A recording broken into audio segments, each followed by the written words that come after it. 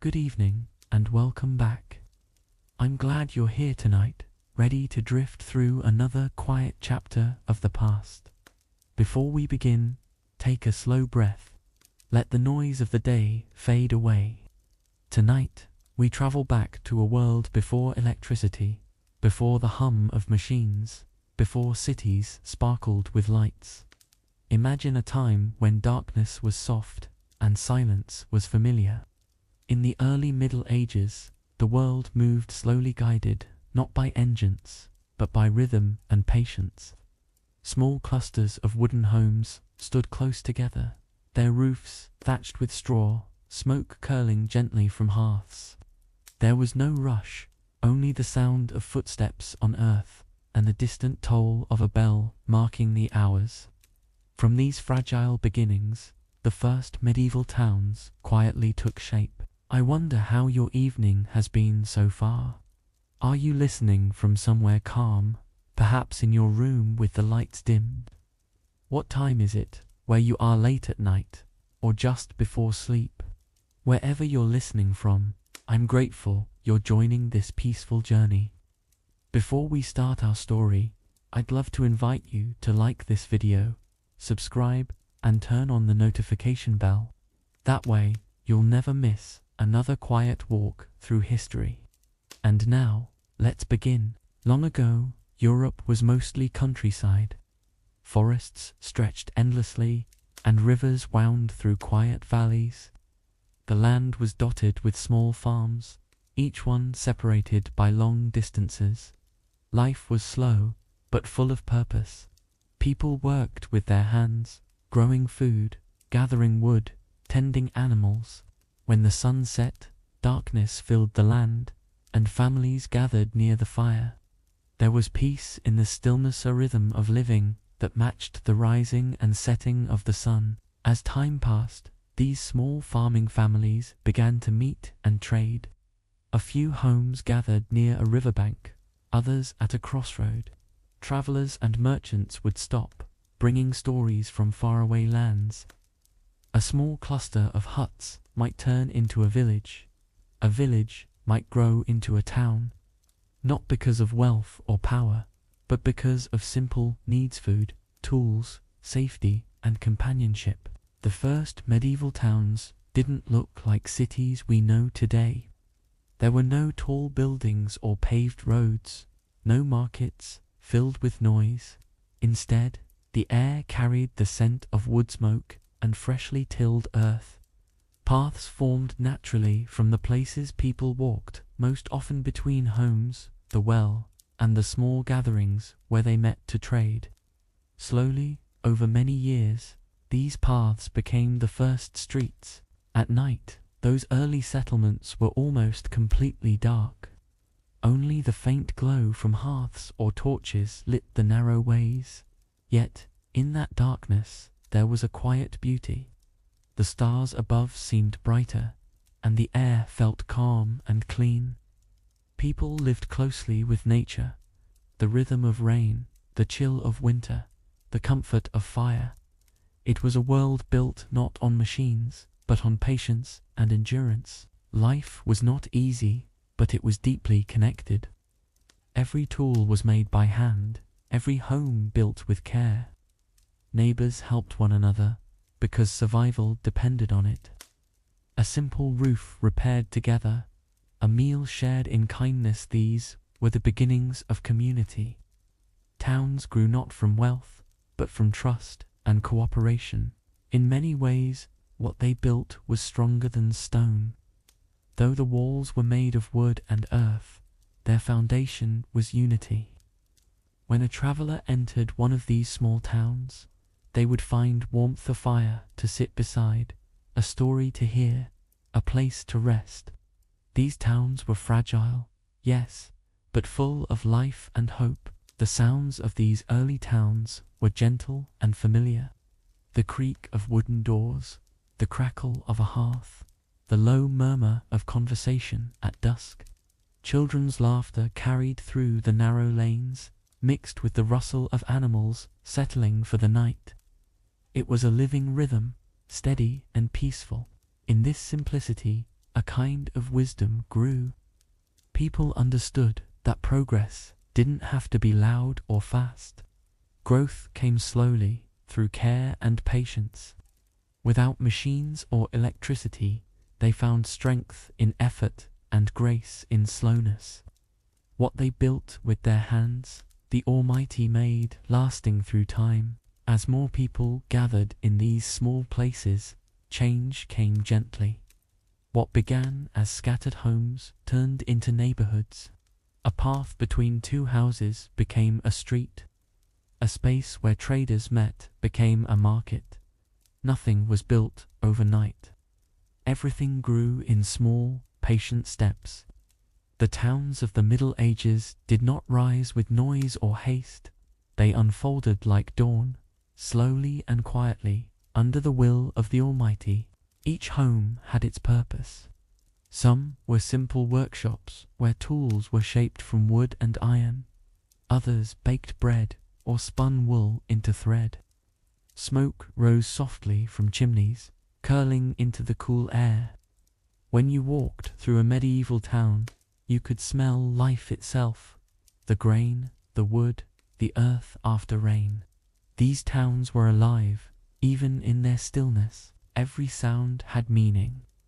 The rhythm of footsteps on dirt roads, the quiet murmur of voices sharing news, the soft ring of a hammer in the distance. Even the silence between sounds was full of presence. It was not emptiness, but calm.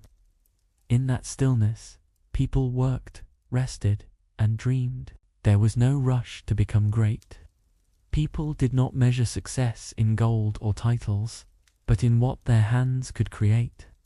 A well-built cart, a repaired wall, a shared meal, these were their small victories. Progress was measured in peace, not speed.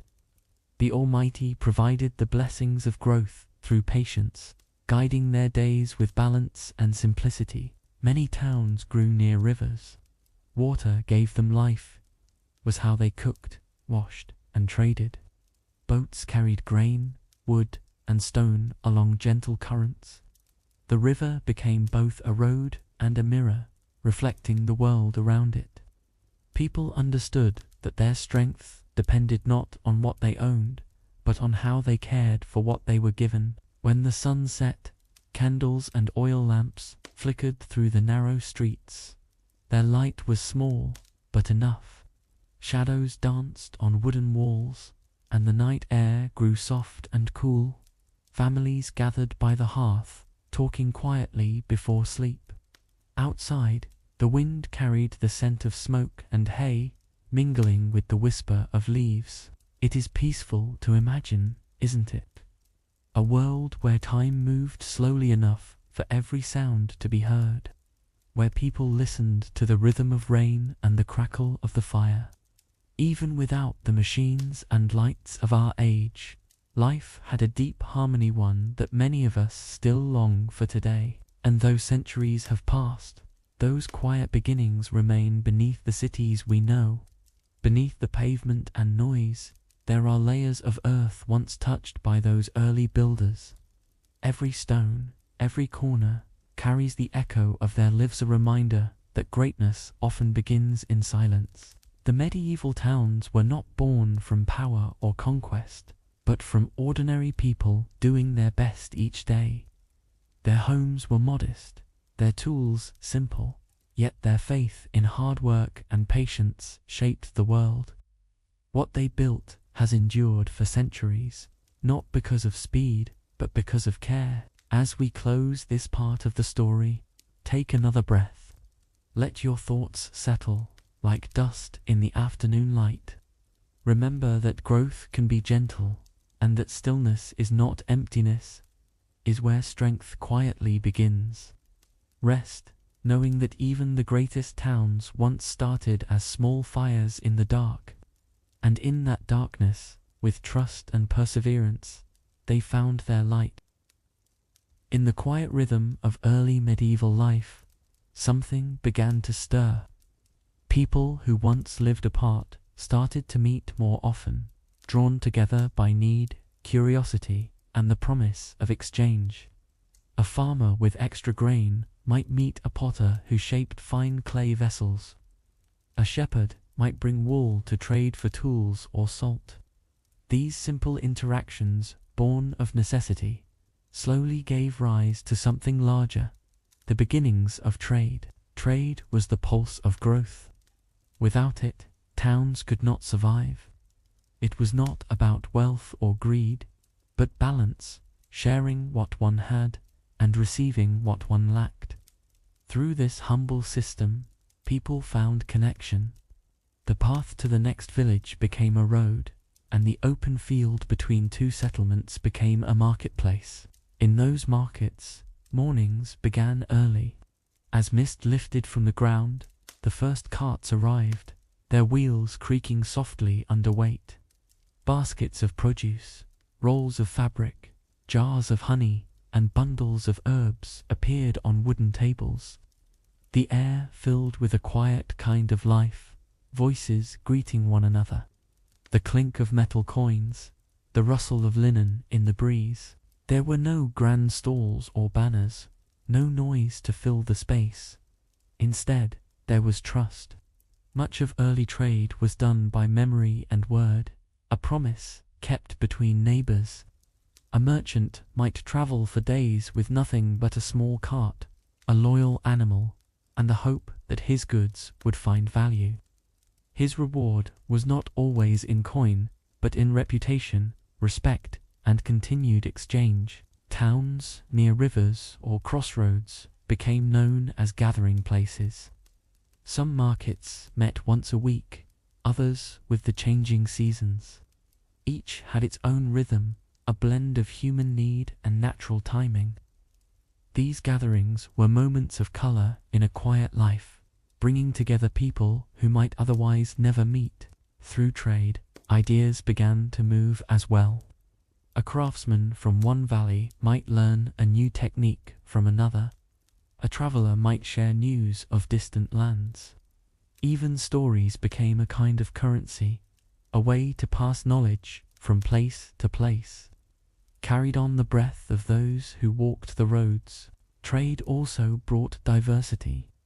New materials appeared, finer cloth, different kinds of metal, strange spices whose scents were new to local air.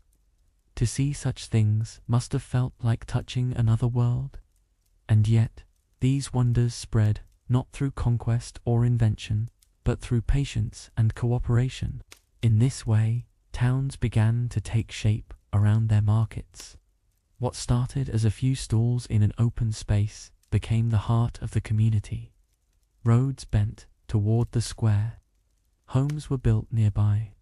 The town was growing not by design, but by movement, by the steady coming and going of people. When evening came and traders packed their goods once more, the market square would fall silent again.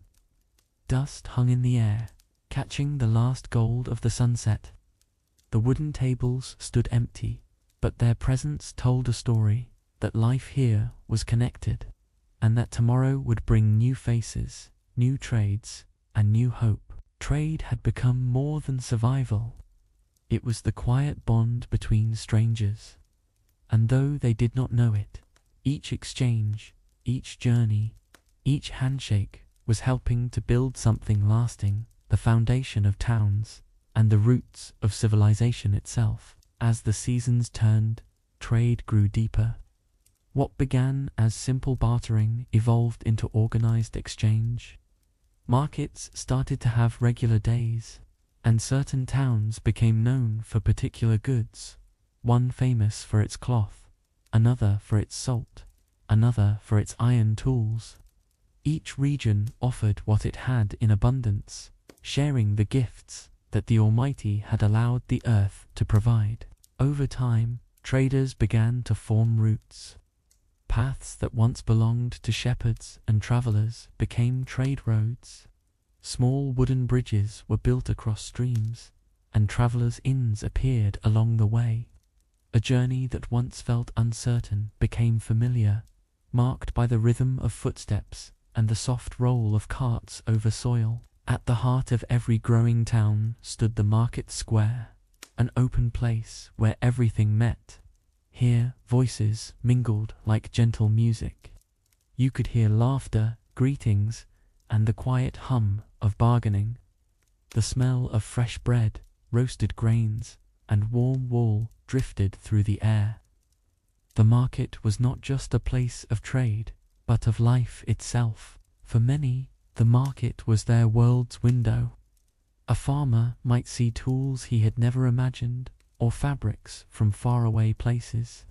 The sight of a new color, or the feel of fine silk, could fill the heart with wonder. Every item carried a story, shaped by hands, carried by travelers, and exchanged in trust. Though money began to appear, it was slow to replace the value of honesty. A person's name, their fairness in trade, and their word meant more than any coin. Reputation became a form of wealth, and those who dealt with honesty found themselves respected. It was through this trust that communities grew stronger. In time, the market also became a place of gathering beyond trade. People met there to share news, to discuss matters of the town, to listen to travelers who carried tales of distant lands. These moments turned simple towns into centers of connection. They wove invisible threads between villages, binding them through shared stories and commerce. As towns expanded, new trades emerged. There were blacksmiths shaping iron, carpenters crafting furniture, tanners working leather. Every skill had its place, and every hand had a role. The marketplace became a living rhythm, a pulse that echoed through streets, reminding all who lived there that together they were stronger than alone. Evening would come gently to these places. Merchants covered their goods, tied their animals, and shared small meals before resting. The laughter softened, replaced by the creak of closing shutters and the faint sound of carts leaving for nearby roads. The scent of smoke rose again, mingling with the cooling air. The market fell quiet, but its memory lingered, a promise that life would return with the next sunrise. Through this quiet exchange, towns began to thrive. Roads grew busier, markets fuller, and the spirit of cooperation spread. None of it required great invention or wealth, only trust, patience, and the desire to share. The Almighty allowed growth to come not through speed, but through steady effort and honest hands. By the time the stars appeared above, the towns lay still once more. What had begun as a meeting of neighbors had become something lasting, a heartbeat that would echo across centuries. And though the people of that age could not see the future, their simple acts of trade were quietly building it, piece by piece, beneath the gentle silence of the night. As towns continued to grow, their shape began to reveal itself, not from a plan drawn on parchment, but from the natural rhythm of daily life. A path between two homes became a lane. A lane between markets became a street. Over time, the steps of countless feet carved the outlines of what would one day be called a town. Unlike the cities of today, medieval towns were not born from design. They grew as living things do, slowly, unevenly, and full of character. Streets curved where the land curved, and houses leaned toward each other, their upper floors nearly touching above narrow roads. From above, they must have looked like a puzzle, imperfect, yet beautifully alive. Each building had its own story. A carpenter's shop beside a baker's home, a weaver's cottage just across from the blacksmith's forge. The air carried the scent of flour, smoke, and warm wood. In the mornings, shutters opened to let in the pale light, and the hum of work began to fill the air once more. Houses were close, so close that neighbors could speak through open windows. People knew one another by name, by sound, even by the rhythm of footsteps passing by their door. In these tight spaces, privacy was rare, but community was strong. The closeness of the town reminded everyone that no one lived alone. In the heart of the town stood an open square. Here, announcements were made, goods were traded, and travelers rested from their long roads. Around it, inns and taverns offered shelter, not for indulgence, but for warmth and gathering. The square was where life met, where voices echoed and friendships formed beneath the open sky. The streets themselves were narrow and winding. They followed the paths of least resistance, bending with the land and the flow of people. Some were little more than dirt tracks, turning muddy in rain and dusty in summer. But each turn, each corner, carried a story of its own, a mark of how life naturally found its course. The materials used to build were humble but full of care. Wood, clay, and stone, shaped by hands that knew their craft. The Almighty had placed within creation what humans needed: forests for beams, rivers for clay, and quarries for stone. People worked with these gifts patiently, making homes that could endure storms and seasons alike. Colors were muted and gentle browns of timber, soft grays of stone, pale gold from dried thatch. When sunlight touched the walls, the town seemed to glow faintly, alive with warmth and texture. Even in their simplicity, these homes carried quiet beauty, not through perfection, but through the marks of human care. The sound of daily life wove through the narrow lanes, the ring of hammers, the chatter of children, the rhythm of footsteps against cobblestone. Smoke drifted from chimneys, and the scent of baking bread wandered from one street to another. The town felt alive, as if every wall, every door, every sound was part of a single, breathing body. And when night came, the world slowed again. Lanterns flickered in windows, casting soft, golden light on uneven streets. From the hills beyond, a traveler might look down and see those lights glowing faintly, gathered close like stars that had fallen to the earth, quiet, patient, and full of life. During the day, the town moved in quiet harmony. Merchants arranged their wares, craftsmen worked at open doors, and children wove through the streets, chasing after simple joys. The sounds overlapped, soft, rhythmic, and familiar. It was not the rush of a modern city, but the slow heartbeat of a community built on trust and repetition. As the town grew, new structures appeared. Wells were dug at the center, providing water to all. Workshops lined the busier roads, while quieter alleys offered small gardens and spaces for animals. Each addition felt natural, as if the town itself knew how to arrange its body with time. No architect guided it. Only the steady hands of its people shaped what was needed. The homes themselves were living things. They changed as families grew or as fortunes shifted. A small shop might expand into a larger dwelling. A stable might become a workshop. Wooden beams creaked with age, and walls carried the marks of years. A nail hammered, a board replaced, a roof repaired, all part of the rhythm that kept the town alive. In some corners, life gathered around courtyards, shared spaces where neighbors met to talk, to mend, to share meals. These quiet centers were more than open ground. They were the heartbeats within each cluster of homes.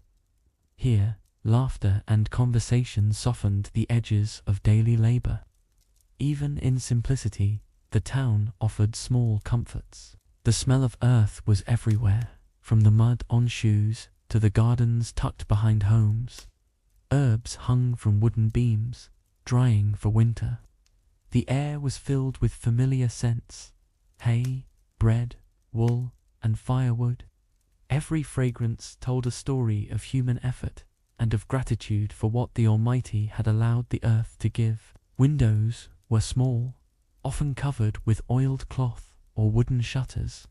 They let in light, but not the chill of wind. In winter, people gathered close to the hearth, where warmth radiated softly through the room. In summer, doors stayed open, and the breeze carried in the distant hum of the market. The town moved with the seasons, never separate from nature, but in quiet rhythm with it. Towers and taller buildings began to appear as towns grew wealthier, but even then they rose gently above the rooftops, not to dominate, but to guide. A bell tower might ring at midday, calling people to pause, to rest, to mark the passing of time. Its echo traveled through the streets like a reminder that every day, no matter how ordinary, was part of something larger. At sunset, the town softened again. Shops closed their shutters, and voices grew faint. The glow of lamps lit small windows, and the air cooled with the scent of smoke and dew. From above, the streets looked like winding ribbons of shadow and gold, twisting peacefully beneath the fading light. When rain came, it pattered gently against rooftops, filling the air with a calm rhythm. The sound mixed with the faint crackle of fires within homes. Even in storm or cold, there was safety, the kind that came not from walls alone, but from the closeness of life shared together. And in that closeness, something beautiful endured. The shape of a medieval town was more than wood and stone. It was the reflection of its people, their patience, their care, and their quiet harmony with the world around them. No machine had built it, no plan had drawn it. It was shaped by living, and by the grace that allows simple things to grow into something lasting. The river was the quiet soul of every medieval town, long before wells and pipes. It was the river that gave life a steady thread of water winding through valleys and forests, carrying the gifts that sustained the people. Wherever it flowed, settlements followed, as if drawn by an unspoken promise of survival. In the early mornings, the mist would rise from the water, curling softly in the air. Fishermen stood at the banks, their reflections trembling on the surface. The town slowly awakened to the sound of water lapping against wooden posts, to the creak of oars dipping into the current. Life began each day in rhythm with the flow. The river did more than quench thirst. It powered simple mills that ground grain into flour, their wooden wheels turning with slow determination. It carried boats heavy with goods, barrels of ale, baskets of fruit, bundles of wool, all drifting gently toward the next town downstream. In this way, the river became both a road and a companion. Children played along its edge, skipping stones or watching their reflections ripple and fade. Washerwomen worked in quiet groups, their hands moving in steady motion as they spoke softly to one another. The sound of laughter, water, and work blended into one, an everyday music that marked the passing of time. The townspeople respected the river deeply. They knew it could give, but also take. In times of flood, they built their homes on higher ground, learning to read the seasons and the sky. Every family carried stories of the river's moods, its calm summers, its stormy winters, and its rare moments of stillness when even the current seemed to rest. For many, the river was a guide. Travelers followed it to find their way between distant towns. Traders used it to carry their goods, avoiding the long and uncertain roads through forests. Pilgrims crossed its wooden bridges on their way to larger cities. Every ripple told of movement, of life passing gently from one place to another. Its water reflected the colors of the day, silver in morning, gold by afternoon, and deep blue beneath the moonlight. At dusk, lanterns flickered along the banks, their glow mirrored in the current. From a distance, it looked as though stars had fallen upon the surface of the water, drifting quietly through the night. The river shaped everything it touched. Mills were built along its edge.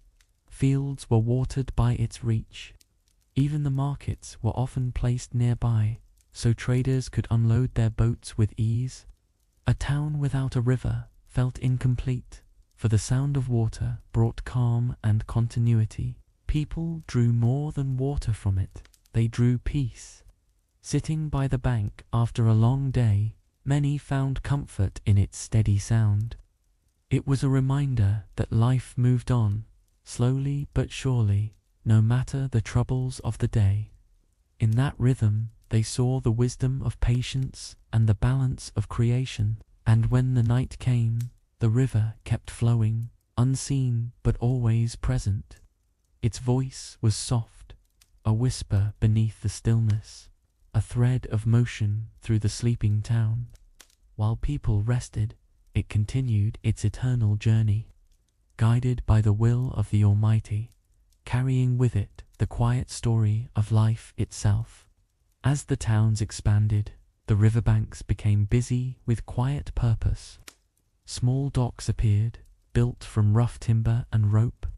Men loaded barrels, merchants checked ledgers written on parchment, and fishermen untangled their nets before dawn. Yet even with all this motion, there was no chaos, only a calm rhythm that matched the flow of the water itself. The river guided not just goods, but time.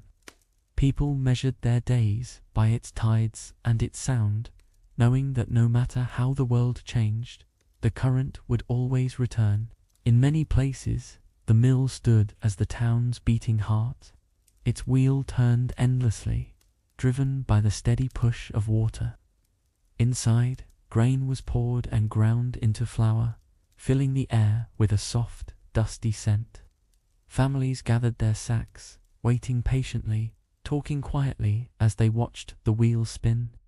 It was a marvel of simple ingenuity, human effort working in harmony with the gifts that the Almighty had placed in nature. The river also brought nourishment to the fields. Channels and ditches carried water to crops, ensuring food for the seasons ahead. Farmers walked barefoot along the edges, adjusting wooden gates to guide the flow. The sound of trickling water was constant, a reminder that even the smallest effort, when done with patience, could yield abundance. Through this gentle partnership between land and water, towns grew not through conquest, but through care. Beyond its work, the river gave rest. On quiet afternoons, people sat along its edge, sharing bread, watching sunlight shimmer on the surface. The reflection of clouds drifted past like moving dreams. Sometimes travelers stopped there, washing away the dust of the road, letting the coolness of the current soothe their hands. For a few moments, time seemed to slow, as if the world itself paused to listen to the water's whisper. At night, the river became a mirror for the heavens. Stars trembled upon its surface, broken softly by the movement of the current. Boats rocked gently in the shallows, ropes creaking in rhythm with the wind. From nearby homes, the faint glow of firelight flickered across the ripples. It was a quiet beauty, one that required no sound, no movement, only stillness and gratitude. When the seasons shifted, so too did the river's character. In spring, it ran wild with melted snow. In summer, it shrank and slowed, warm to the touch. In autumn, leaves floated across it like small lanterns, turning the surface to gold. And in winter, thin layers of ice formed near the edges, shimmering beneath pale sunlight. The townsfolk adapted gently, knowing that everything, even water, had its time and purpose. The river shaped the rhythm of faith and work. When mills fell silent on rest days, the sound of water alone filled the town, reminding people that the world continued to move by divine order. Many found reflection in this, that no matter how still life seemed, something greater was always in motion, unseen but guiding. Stories began to flow along the same paths as the current. A fisherman would tell of a great catch. A traveler would share news from another town upstream. In this way, the river became a messenger, carrying not just goods, but memories. Its waters connected people who would never meet, binding their lives through shared dependence and gentle routine. Even the youngest children learned to respect the water.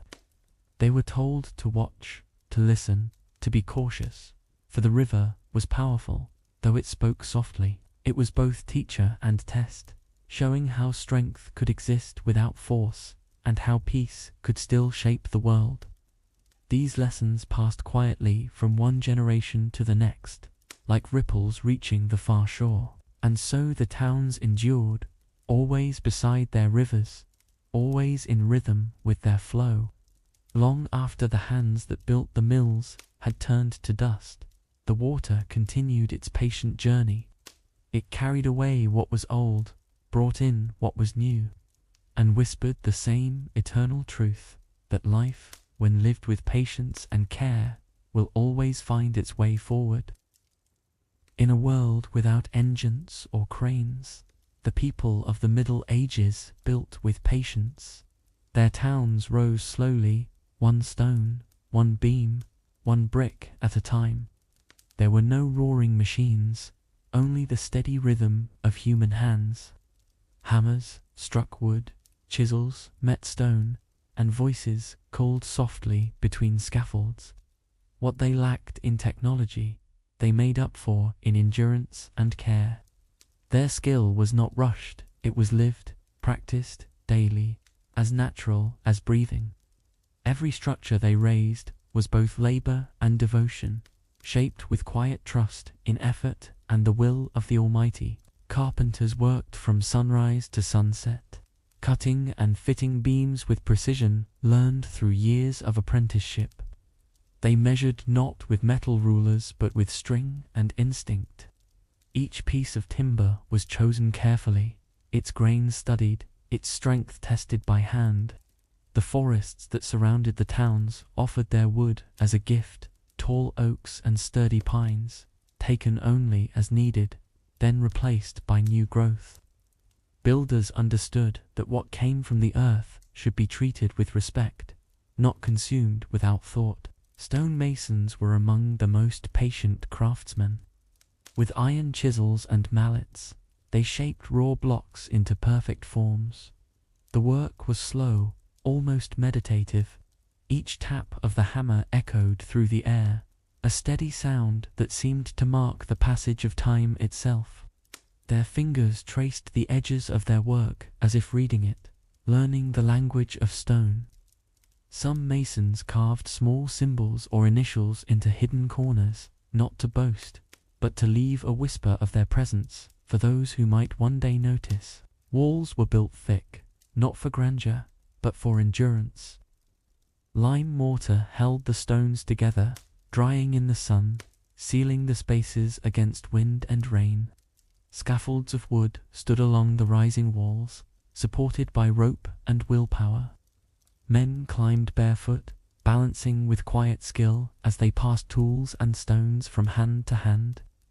When the structure finally stood tall, they stepped back to see it, not as their own achievement, but as a piece of lasting service, something that would protect families and shelter lives long after they were gone. Every town had its builders, not only masons and carpenters, but blacksmiths, tilers, and glazers, who shaped every detail by hand.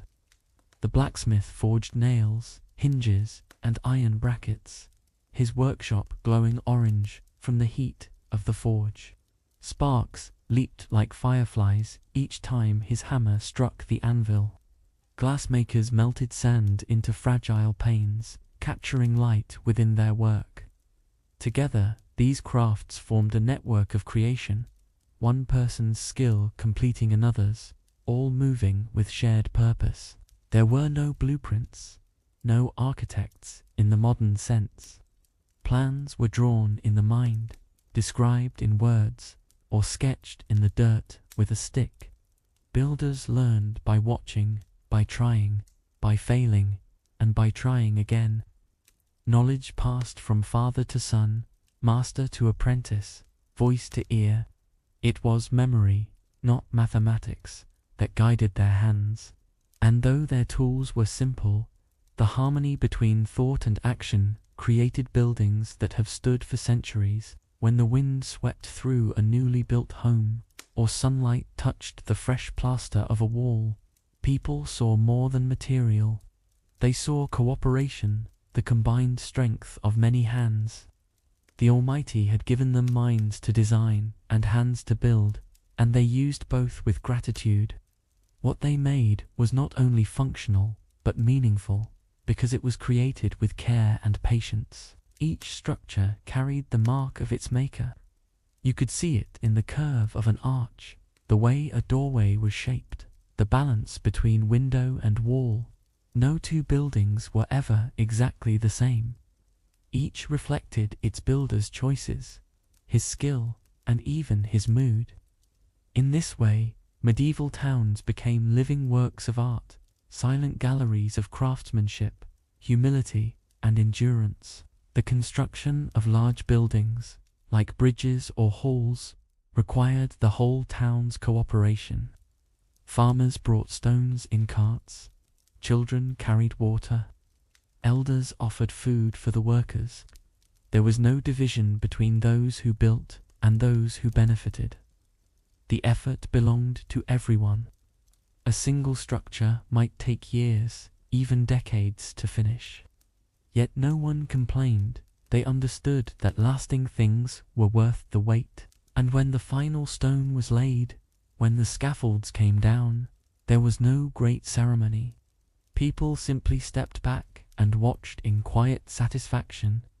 The walls stood firm, the roof caught the light, and the structure became part of the town's breath. It was humble, but beautiful in its honesty, a reminder that true strength is often silent, and that creation, done with care, is its own form of gratitude. The tools of the builders were few, yet each carried great importance. Wooden mallets, iron chisels, hand saws, and simple pulleys made from rope and wheel, that was their entire world of invention.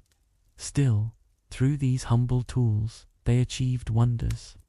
The secret lay not in the strength of their equipment, but in their understanding of balance, weight, and patience. Every pull of a rope, every lift of a beam, was guided by instinct and steady rhythm. The workers did not rush, for they knew haste invited error. They trusted that careful progress, though slow, would always lead to something lasting. Lifting heavy stones required teamwork.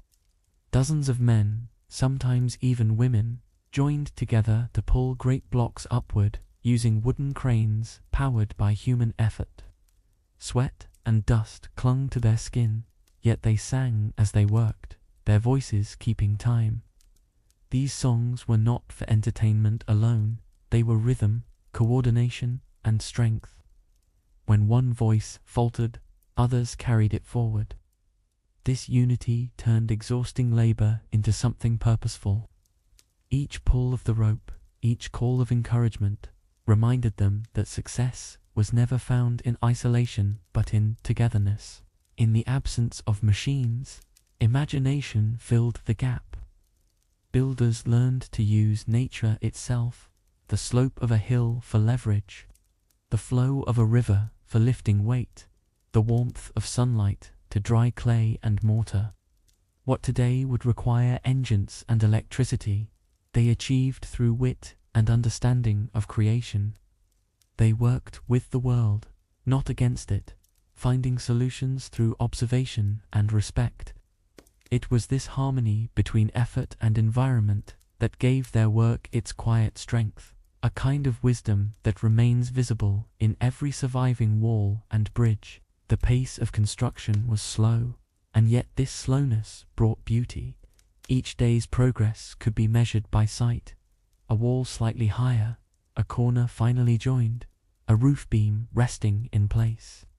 The people were patient because they built not for a moment, but for generations. They knew that their children and their children's children would walk these same streets. This thought guided every movement of their hands. Each nail hammered, each stone set, was an act of service, a small contribution to something far greater than themselves. In those times, the act of building carried quiet reflection. The workers spoke little while lifting or carving, their silence broken only by the natural sounds of their craft. The scrape of metal, the thud of wood, the whisper of sawdust falling, these became their music. In the stillness of the worksite, one could sense gratitude, not spoken aloud, but felt deeply. Every structure that rose from the ground seemed to hold that peace within its walls. Even now, centuries later, many of these buildings stand as gentle reminders of devotion through labor. When the day's work ended, the builders cleaned their tools and rested by the light of small fires. They shared bread, water, and stories beneath open skies. Laughter came easily among them, for fatigue brought honesty, and accomplishment brought calm. In those moments, they did not think of wealth or fame. Their satisfaction came from seeing the shape of their work take form. Knowing they had created something that would outlast their own lifetimes, the towns themselves grew in layers of construction. One home became two, two became a street, and soon the air carried the steady rhythm of hammers and saws throughout the day. Each new building added strength to the whole. The people saw progress, not as luxury, but as duty, a way of returning gratitude for the land and safety they were given. In this shared effort, towns began to feel less like places and more like living beings, growing slowly under the care of human hands. Even great halls and bridges, though grand to our eyes, were built with humble means. Their beauty came from proportion and balance, not ornament or excess. Builders studied the way sunlight entered through windows, how shadows fell upon stone, how sound moved through open spaces. They wanted their work to feel alive, not loud or boastful, but calm, enduring, and dignified. Every design served purpose and harmony, guided by reason and faith that the Almighty allowed creation to reflect order. Generations of builders passed their skills forward. Young apprentices watched, learned, and then taught others in turn. Knowledge flowed like water, continuous, gentle, and unbroken. The legacy of each worker lived not only in the walls they raised, but in the hands that continued their craft. This quiet chain of wisdom stretched through time, connecting the first wooden cottages to the enduring towns that still stand today. And so, without the roar of engines or the touch of modern machines, medieval towns were built to last. Every stone was a prayer of patience, every beam a note in the long song of effort. What they built was not only shelter but history itself, a physical memory of human perseverance. As centuries passed, the tools changed, the cities grew, yet the spirit remained the same, that with care, humility, and faith in work, even the simplest hands could build something that time would never forget. At the heart of nearly every medieval town stood a place of gathering, a simple building of stone and wood, often crowned with a small bell tower. It was not only a house of prayer, but a center of community life, where people came together in peace. In an age without machines, faith was not about noise or display. It was about stillness, about the comfort of knowing one's place in the vast order of creation. The bell rang not to command, but to remind, calling townsfolk to pause, to reflect, to mark the gentle passage of time under the guidance of the Almighty. This central space offered more than worship. It was where people met to share news, where travelers found warmth, and where the hungry were fed. When storms struck or illness spread, doors remained open, and those seeking safety were welcomed without hesitation. The town's strength was not in its walls or wealth, but in compassion. Each act of kindness, a meal shared, a blanket given, was a quiet form of worship. It reminded everyone that mercy and community were inseparable, like the stones that held their homes together. Around these gathering places, the town's rhythm formed. Bells marked the start of the day, signaling when markets opened and when fields filled with laborers. By midday, their echo reminded people to rest, to give thanks for what they had. In the evening, when the sun sank low, the last ring drifted across the rooftops, wrapping the town in calm. The sound was soft, yet it carried far, a simple melody that united every ear, every home, in shared awareness of time and gratitude. Faith in those days was woven into daily life, not confined to grand ceremonies or distant rituals. People prayed before they worked, whispered thanks after a harvest, and sought forgiveness in quiet moments. There was no separation between the sacred and the ordinary, tending fields, baking bread, building homes, all were seen as acts of devotion when done with sincerity. This understanding gave their lives balance, a peace that came from humility rather than pride. The elders often gathered at the center to offer wisdom and settle disputes. Their words carried the weight of experience, not authority. In these moments, justice was not written in laws alone, but guided by conscience and fairness. Many of these towns had no rulers of great fame, only people of strong hearts, respected for their honesty. Their presence reminded others that leadership was not about power but service, a lesson that time has often forgotten. Children grew up playing in the open square, hearing the echoes of hymns or simple recitations carried by the wind. They watched their parents help neighbors, mend walls, or bring food to those in need. Through these small acts, they learned what it meant to live in community. Faith was not something distant to them. It was visible, audible, and alive in the hands and hearts of ordinary people. The townspeople found solace in their unity. When one family suffered loss, others came quietly to help. When crops failed, food was shared.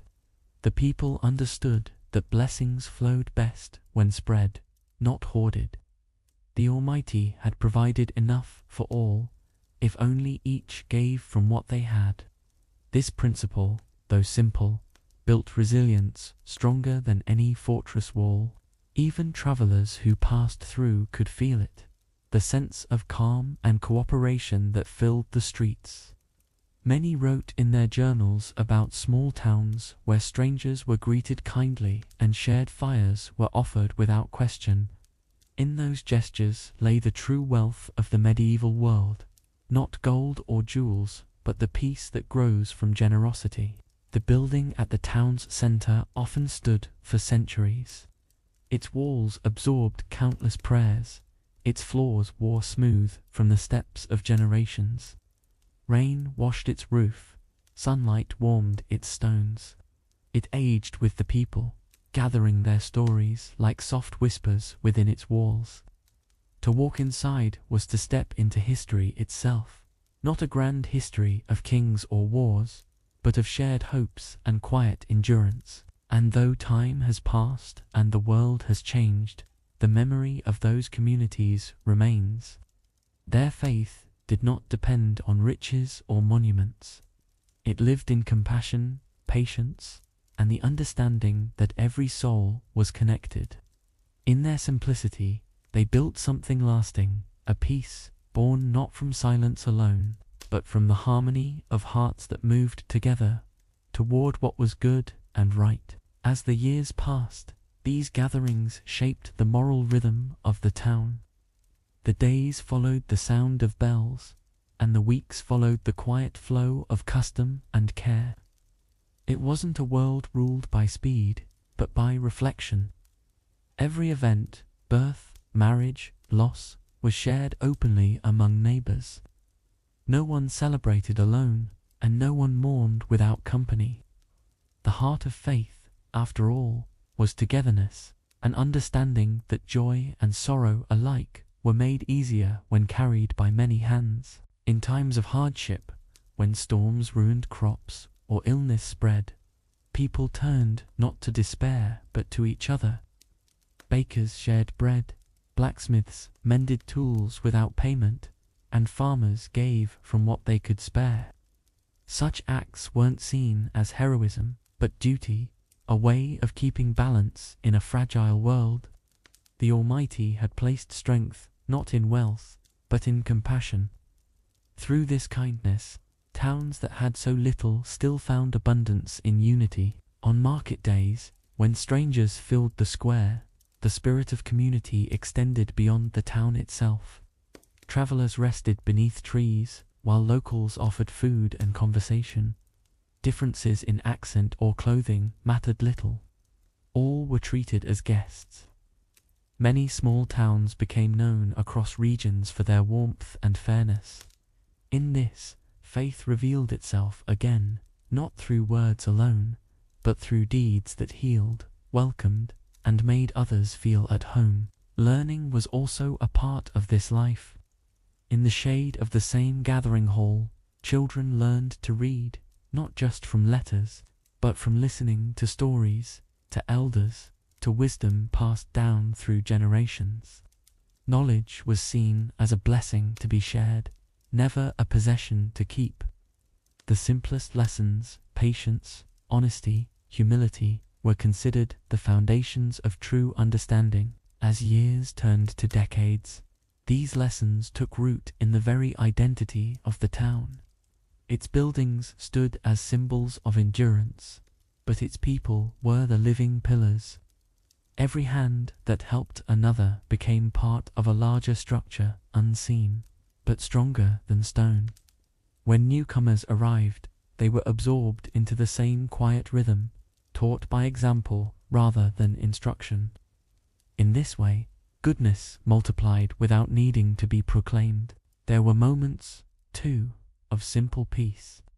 At dusk, when work was done, families gathered at their doorsteps, watching the sky fade from gold to grey. The bell might ring once more, not for duty, but for calm.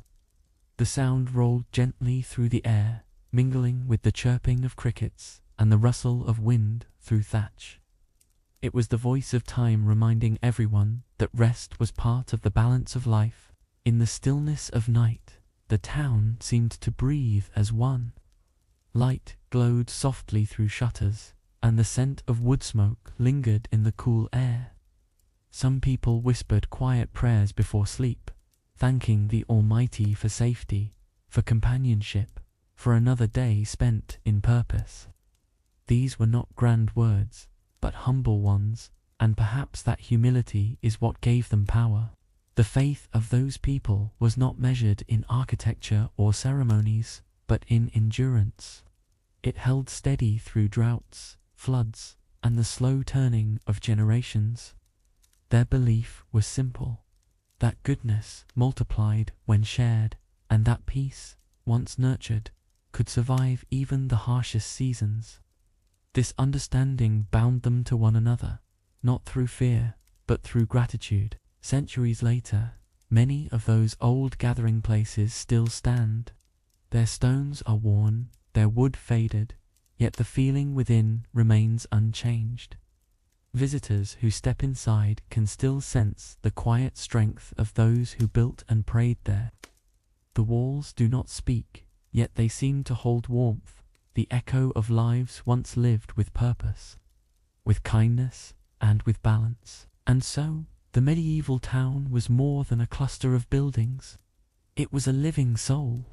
Faith gave it direction, community gave it heart, and patience gave it peace.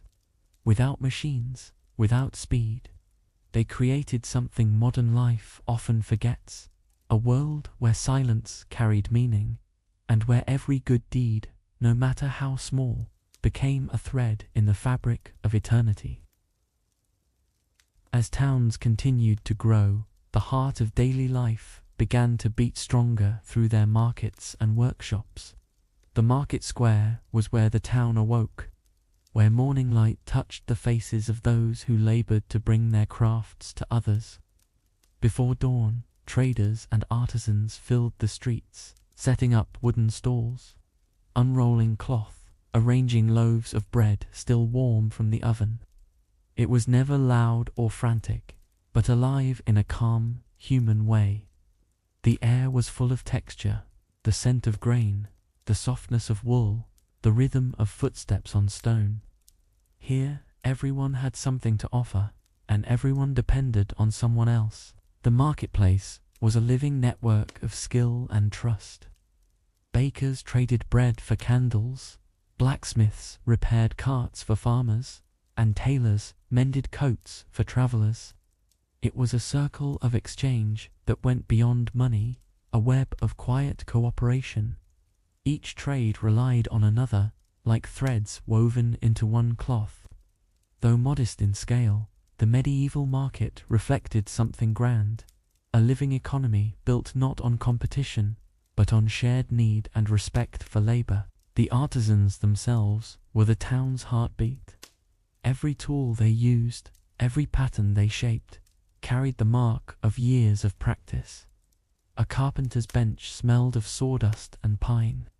A potter's hands were always dusted with clay. In their workshops, the world felt smaller, focused on the meeting of hand and material. There was a kind of peace in repetition, shaping, smoothing, perfecting, until a simple object became both useful and beautiful. This devotion to craft was not vanity. It was gratitude, a way of honoring the gifts of skill and patience given by the Almighty. The blacksmith's forge glowed with a deep orange light. Sparks leapt like tiny stars each time the hammer struck. His work was constant, nails for builders, tools for farmers, hinges for doors. To many, he was the quiet guardian of the town's rhythm. Without his work, doors would not open, carts would not move, homes could not stand. The heat, the smoke, the ringing metal, all were part of a sacred routine, the transformation of raw material into something purposeful and enduring. The weaver's craft carried its own calm. In small rooms filled with gentle light, threads crossed and joined on wooden looms, creating fabric that would clothe the town. The weaver's hands moved with patience, her rhythm guided by instinct.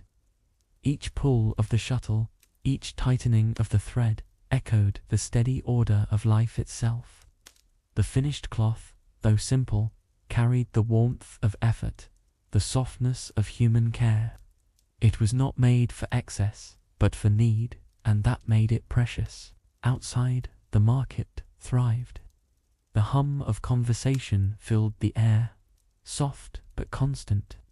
A farmer offered eggs beside a basket of apples. A cobbler displayed shoes of leather so worn smooth they gleamed. A child tugged at a mother's sleeve, fascinated by a toy carved from wood. The marketplace was not only where goods changed hands, but where stories, laughter, and friendship flowed freely. It was life in its simplest, most honest form.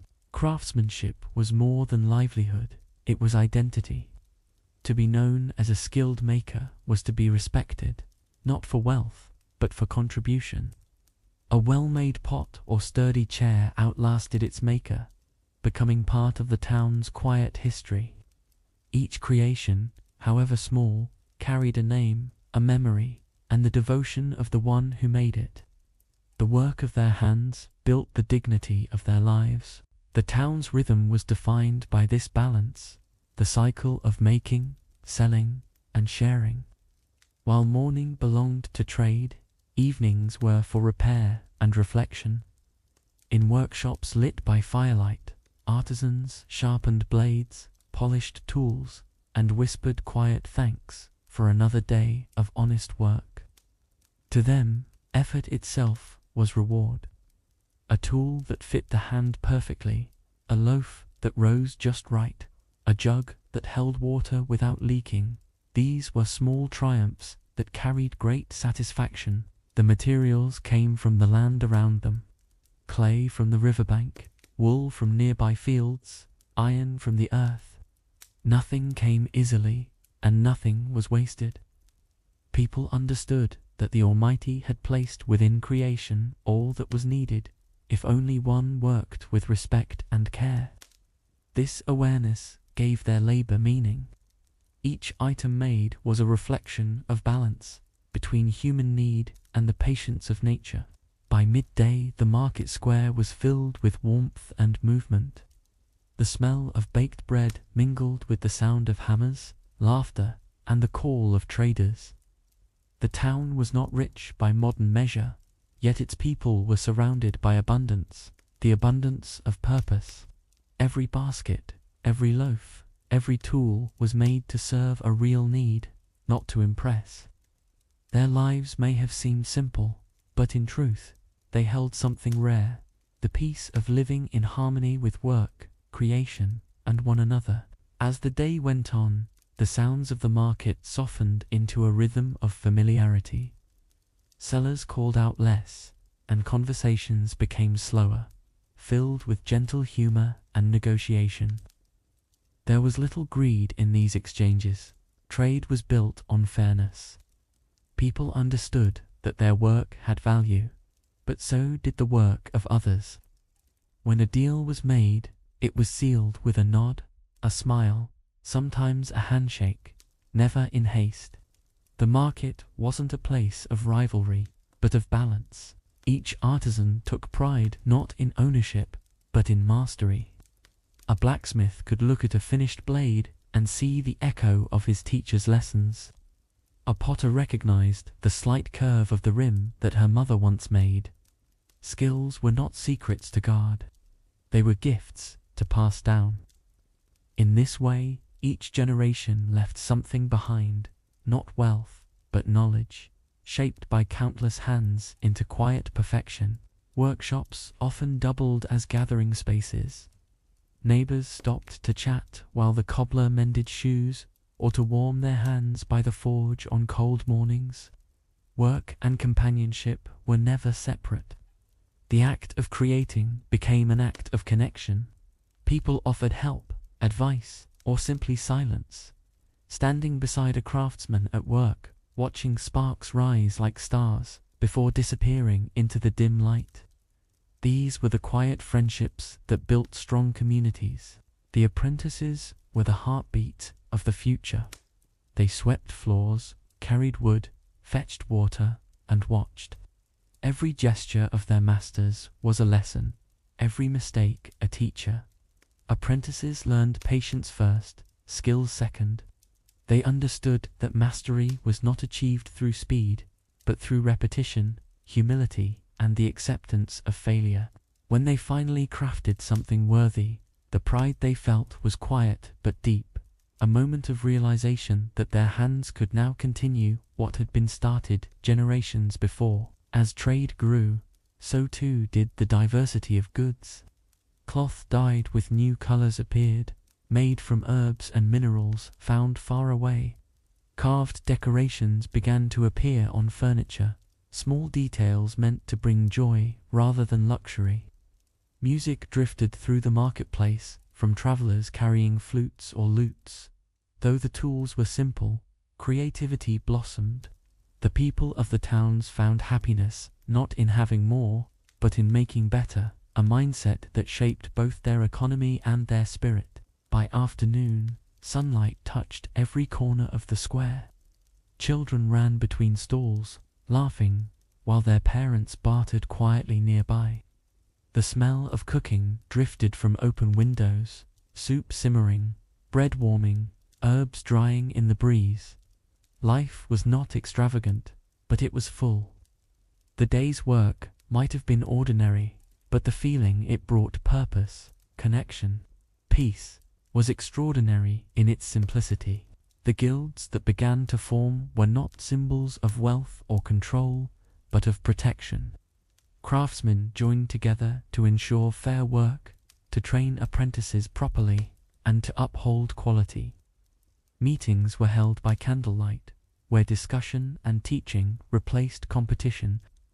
These guilds became the quiet backbone of medieval towns, institutions that valued honesty, skill, and the dignity of labor above all else. As evening fell, the marketplace began to close. Wooden tables were folded, baskets emptied, and stalls covered. The cobblestones, warm from the day's sun, still held the echo of footsteps. The laughter faded, replaced by the sound of carts rolling homeward. Dust hung in the air, golden under the last rays of light. For a brief moment, before night settled, the market seemed suspended between motion and rest, a portrait of fulfillment. Inside the workshops, artisans continued to work by firelight. They shaped one last pot, stitched one last seam, polished one final blade. The quiet hum of effort filled the night as smoke curled lazily from chimneys. For them, creation never truly stopped. It simply slowed, like the soft dimming of twilight. Each object completed was more than work finished. It was a gift returned to the world.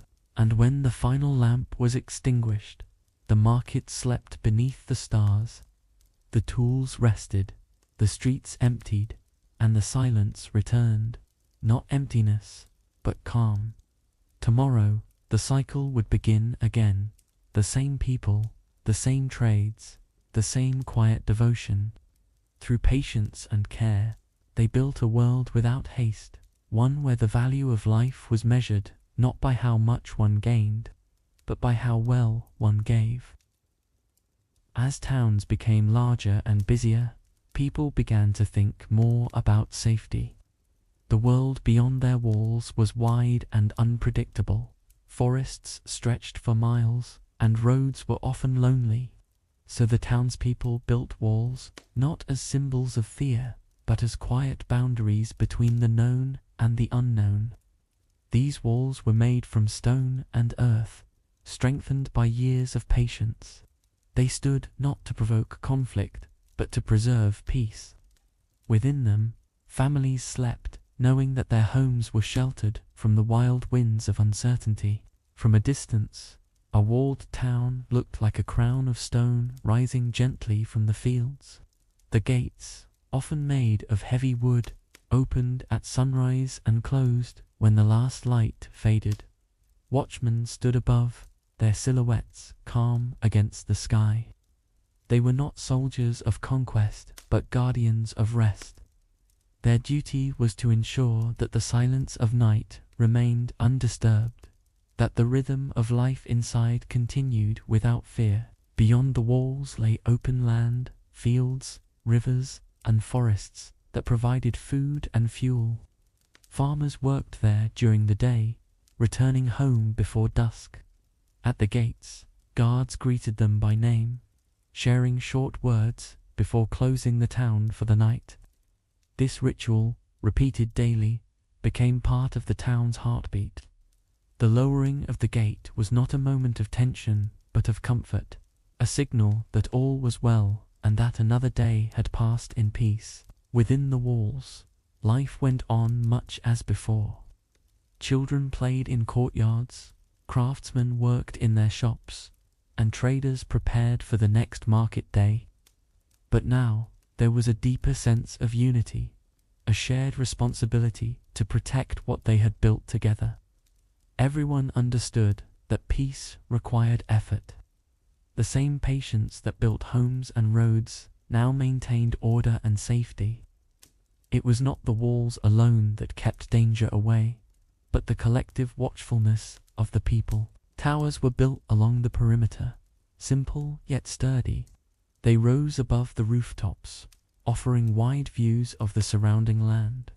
From there, one could see the distant hills, the shimmer of rivers, and the slow drift of clouds across the horizon. These towers were places of calm observation. At night, torches burned softly atop them, marking the presence of a living town below. For travelers, those lights were a promise, a sign that warmth and welcome lay ahead. Inside the walls, peace had a rhythm of its own.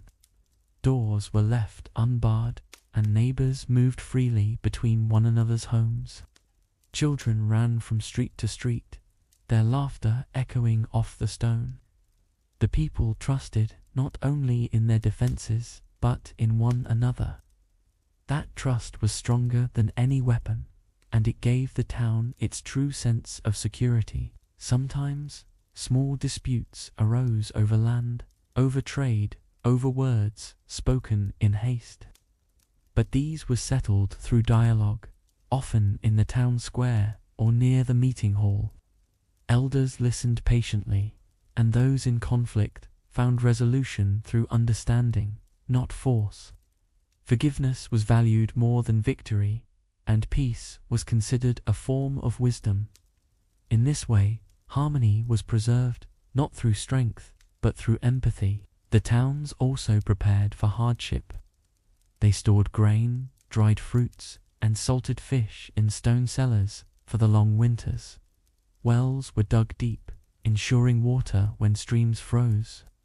These acts of preparation were quiet forms of protection, grounded in foresight and gratitude.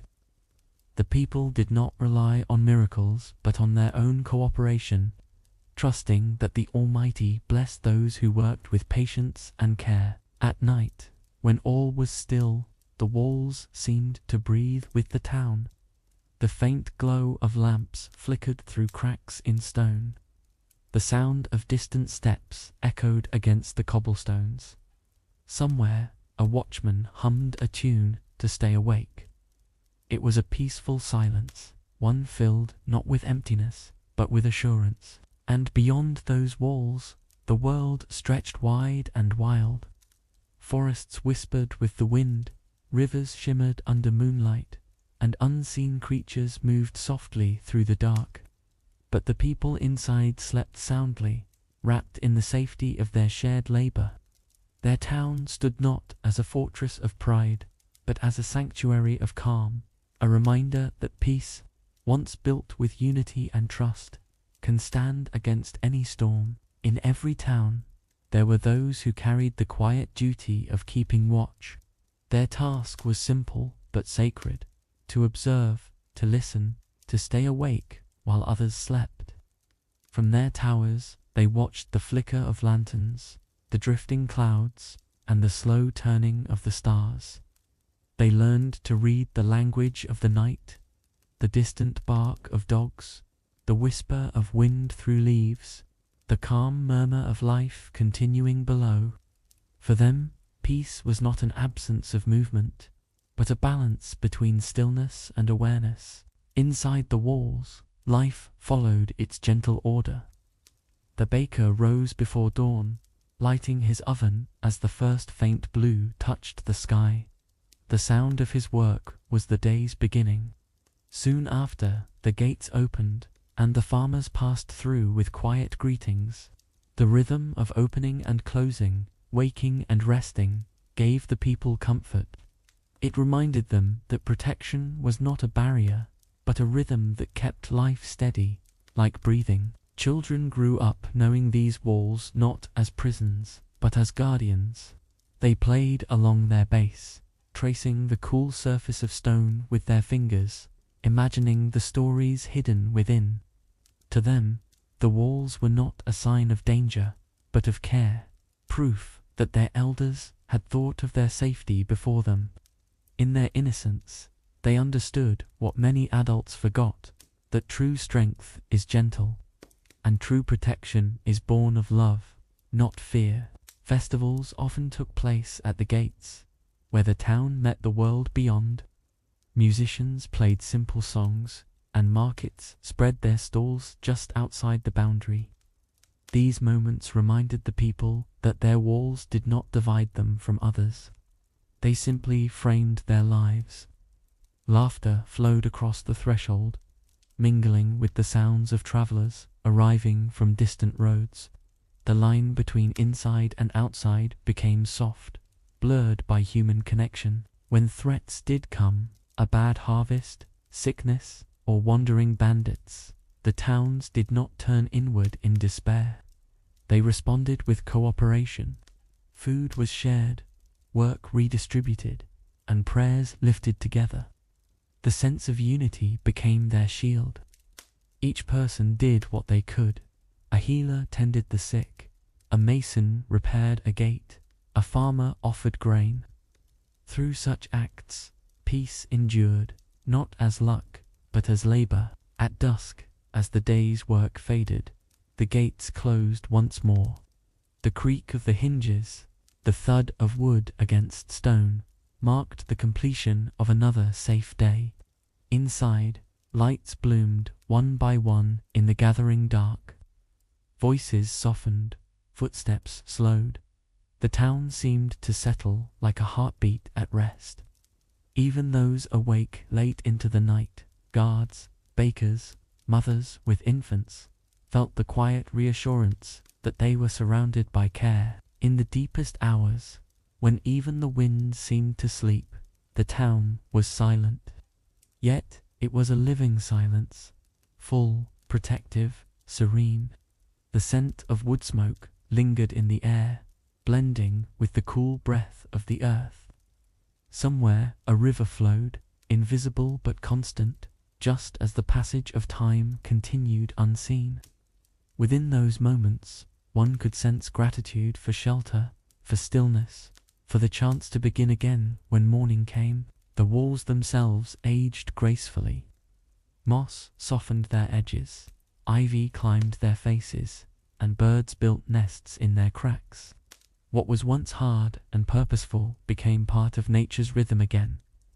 The people did not see this as decay, but as proof that even the strongest things must eventually return to gentleness. Peace, they believed, was not to resist time, but to flow with it. Generations passed beneath those same walls. Children became elders, elders became memory. Yet the feeling of safety remained, not in the stone, but in the spirit of those who built it. Their care outlived them, echoing through the streets each night as softly as the whisper of the wind. To live within those walls was to inherit that peace, and so the medieval towns stood quietly against the horizon, humble, enduring, and human. Their protection was not measured in height or might, but in kindness, patience, and cooperation. Even now, in the ruins that remain, one can still feel that same calm energy, the quiet assurance that peace, once built with honest hands, never truly fades. It lingers like light upon old stone, reminding us that safety born of care can last longer than any wall. Growth in the medieval town did not arrive suddenly. It was quiet, steady, and almost invisible, like the turning of seasons. Homes became streets, streets became neighborhoods, and neighborhoods slowly turned into communities. There were no grand plans or maps, only need and habit guiding the expansion. Where people walked most often, paths formed. Where paths crossed, new homes appeared. The town grew not through design, but through rhythm, the gentle repetition of daily life shaping its form, step by patient step. Every generation added something new. A carpenter expanded his workshop to teach his son. A farmer built an extra shed for storing grain. The baker added a second oven when the town's appetite grew. Small adjustments layered upon one another until, before anyone realized, the town had become something much larger than its beginnings. No one could pinpoint the exact moment of transformation. It happened, slowly, underfoot, through the quiet persistence of ordinary days. Trade encouraged growth, but so did friendship. As people traveled between towns, they carried ideas, better ways to build, to farm, to weave, to heal. Knowledge spread not through books, but through conversation and observation. The market became a classroom, and travelers its teachers. In this way, one person's improvement became everyone's benefit. Progress was not owned or patented, it was shared freely, a collective effort guided by gratitude and trust. New roads began to appear, linking one settlement to another. Some followed rivers, others cut gently through forests. These routes carried more than goods, they carried connection. Families, separated by distance, could now visit more easily. Merchants could exchange products and stories. The land began to feel smaller, more familiar. Though no one intended it, the web of roads quietly stitched the world together, one path at a time. As towns expanded, open land within the walls was gradually filled. Gardens turned into courtyards, courtyards became homes. The sound of hammers and saws echoed softly through the air, not as noise, but as music, the steady song of progress. Construction never truly stopped. Even when buildings stood complete, repairs and improvements continued. Growth was not a race toward size, but a constant act of care, maintaining what had been given. In the mornings, people could feel it, the subtle energy of a place in motion.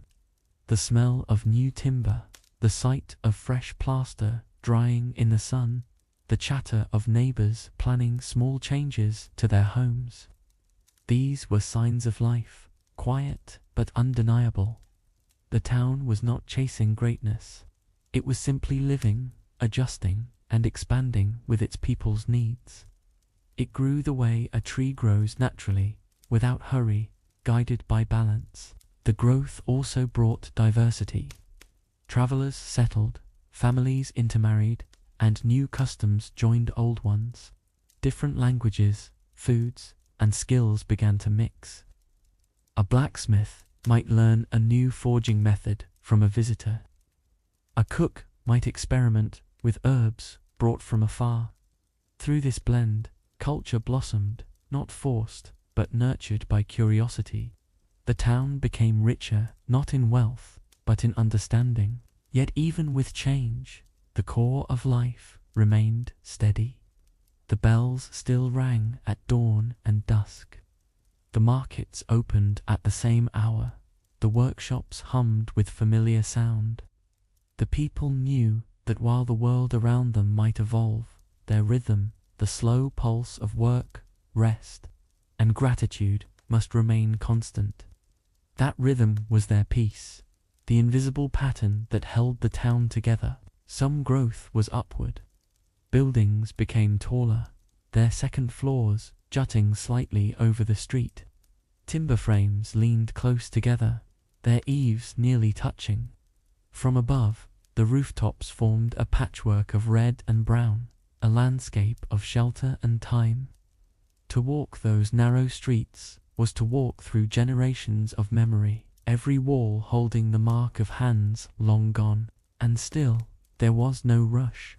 The people did not measure progress in numbers or wealth, but in endurance. They wanted what they built to last, to stand through storms, through seasons, through lives. Their patience became their legacy. The town's growth was not loud or spectacular. It was humble and continuous, guided by the belief that the best things in life are those built slowly, with care and purpose. As the population grew, so did the sounds of the town. But even as more voices filled the streets, there remained an underlying calm. The noise was never harsh. It was the harmony of daily life. You could hear laughter from the marketplace, the low hum of craftsmen at work, the faint call of animals from nearby fields. Together, these sounds became a single melody, the heartbeat of a community alive yet peaceful. New buildings required new materials. Stone quarries deepened, forests provided timber, and clay was drawn from the riverbanks. Each element was used with intention, never wastefully. People took only what was needed, grateful for what creation offered. The town's expansion was always tied to respect for the earth, for balance, for the understanding that growth must remain gentle, never greedy. This awareness gave the town its soul, a quiet harmony between progress and preservation. As generations passed, the town changed shape. Streets that were once dirt became cobblestone. Bridges replaced wooden crossings, yet the character remained. The faces changed, but the rhythm endured. Morning work, midday rest, evening calm. People lived in the same houses their ancestors built, repairing them with care rather than replacing them. Each repair became an act of remembrance, a small conversation between past and present. Children grew up hearing stories about how the town had once been smaller, quieter, simpler. They would listen with wide eyes, imagining fields where now stood rows of homes, or streams that had long since been diverted beneath the roads. But rather than longing for the past, they learned from it. They understood that growth was part of living, and that to move forward was not to forget, but to build upon what was already good. The marketplace, once a humble clearing, had become the center of everything. From dawn until sunset, its energy pulsed outward through the town like the rhythm of a heartbeat. Goods arrived from distant places, but familiar faces still exchanged them. The traders had grown older, yet their greetings remained warm. Beneath the new roofs and stone arches, the same human kindness endured, linking each generation through shared routine. The river beside the town continued to guide its destiny. Bridges connected new districts, and small mills powered the work of craftsmen. Even as the town expanded, people never turned their backs on the water.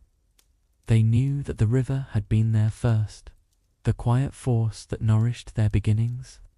To them, it was not merely part of the landscape, but a living reminder of patience, continuity, and divine order. With growth came challenges, yet even difficulty found a rhythm. When winters were harsh, the people endured together. When food was scarce, they shared. When sickness spread, they cared for one another. Each hardship tested the strength of the town, but it also deepened its unity. What could have divided them instead wove them closer, thread by thread, into a stronger fabric of community. The town's expansion did not erase its stillness. Even as new roads led outward and travelers passed more frequently, the nights remained calm. Lamps flickered softly in windows, and the murmur of conversation drifted through narrow lanes. The air carried the scent of earth, bread, and smoke, the same scents that had filled the town for centuries. Growth had not changed its essence. It had simply allowed it to breathe wider. Travelers who visited often remarked on this sense of peace. They expected noise and chaos, but found serenity instead. They saw a town that moved forward without rushing, that built without destroying, that grew without forgetting.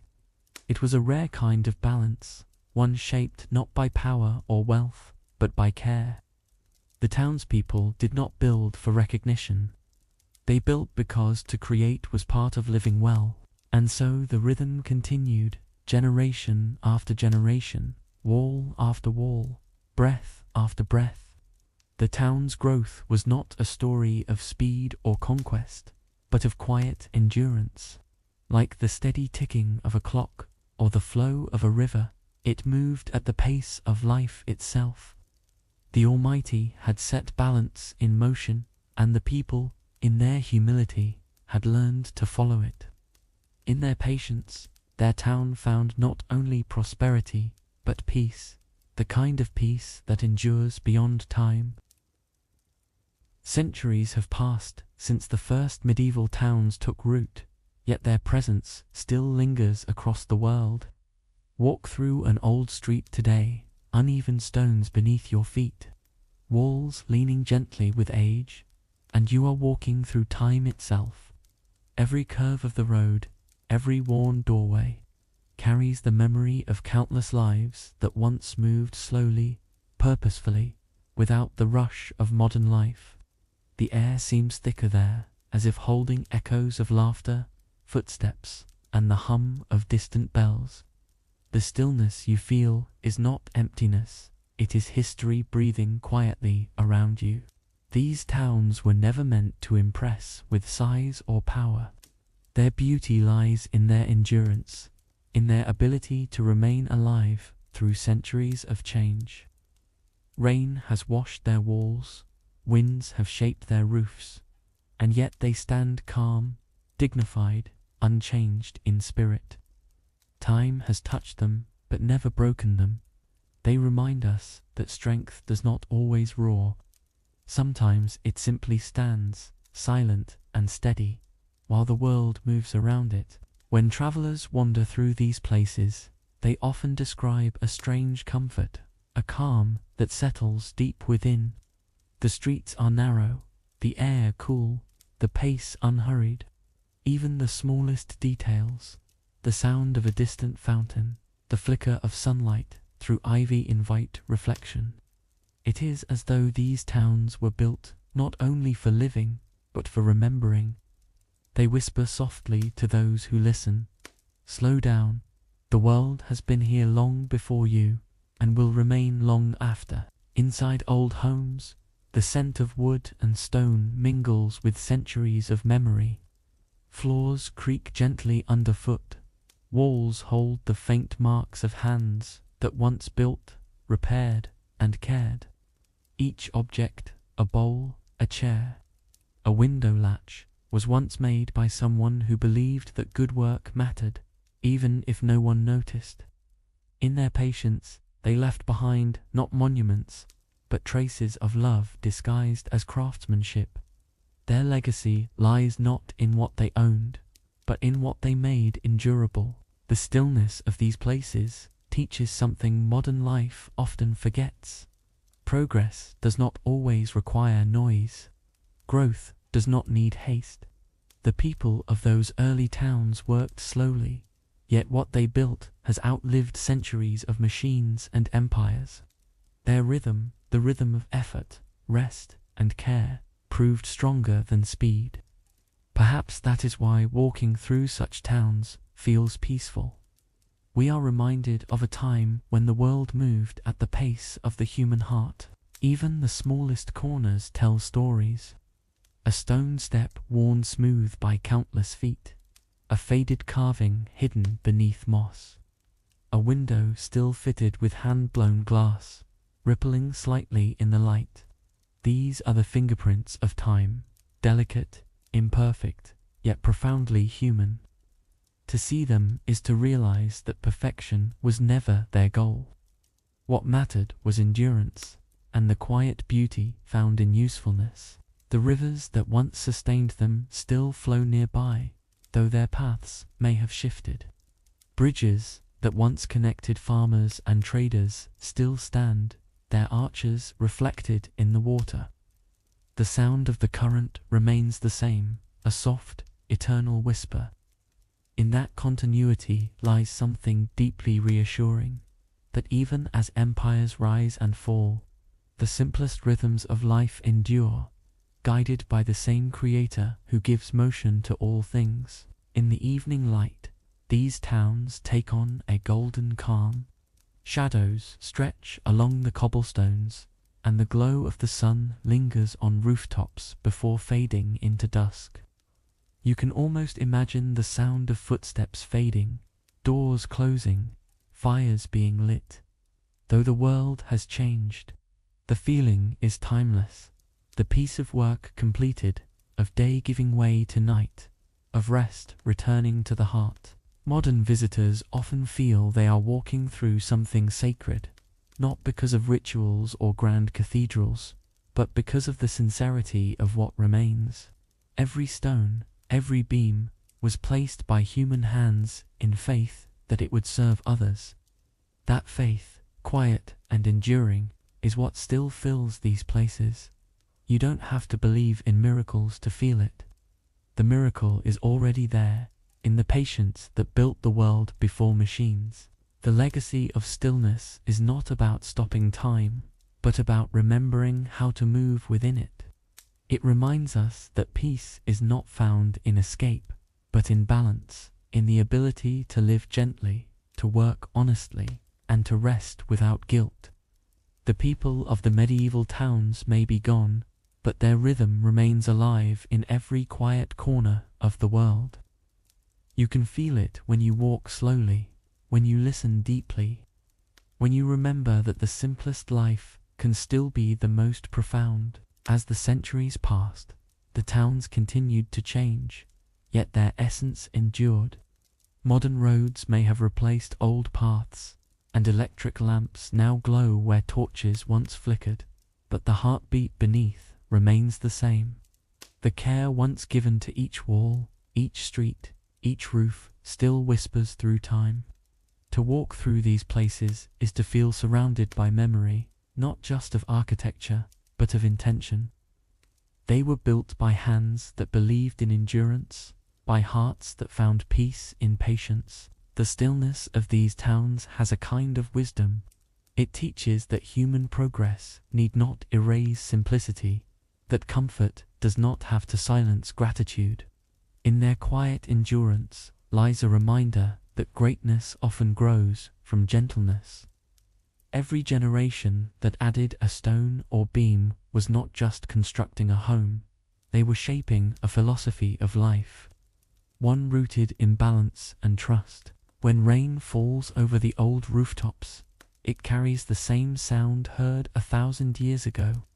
When the morning light touches stone walls, it awakens the same calm that once guided early risers to their fields and markets.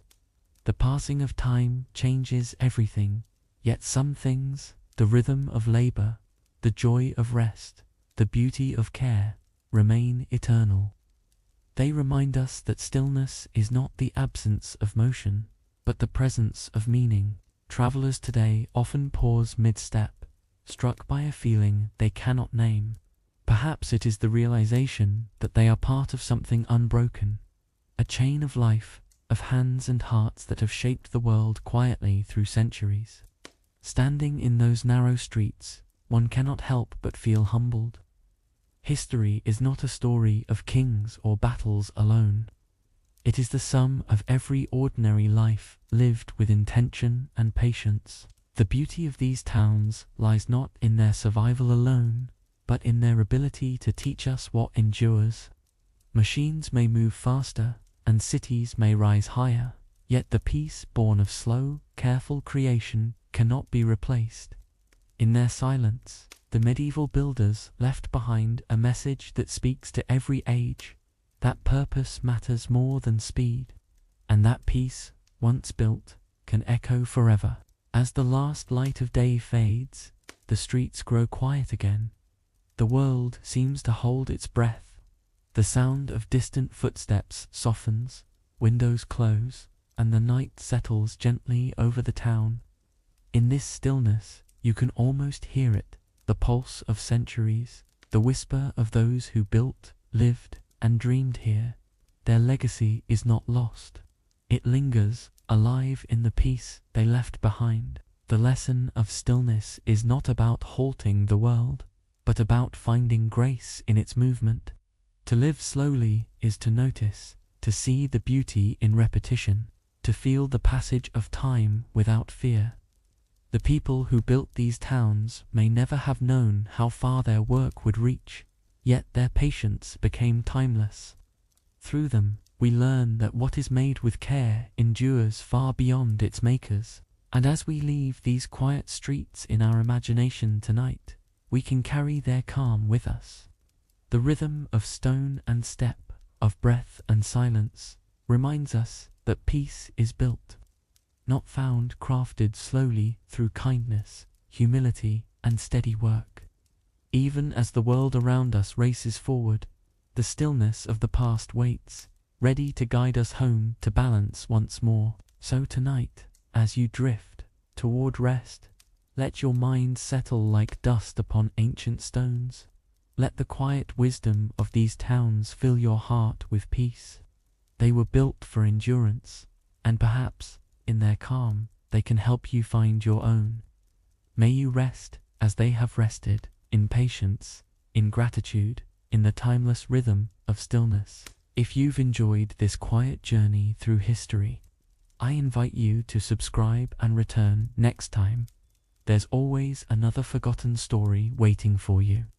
In our next episode, we'll look to the heavens and ask, why did ancient civilizations focus so much on astronomy? Until then, may your night be calm, your thoughts gentle, and your dreams full of wonder.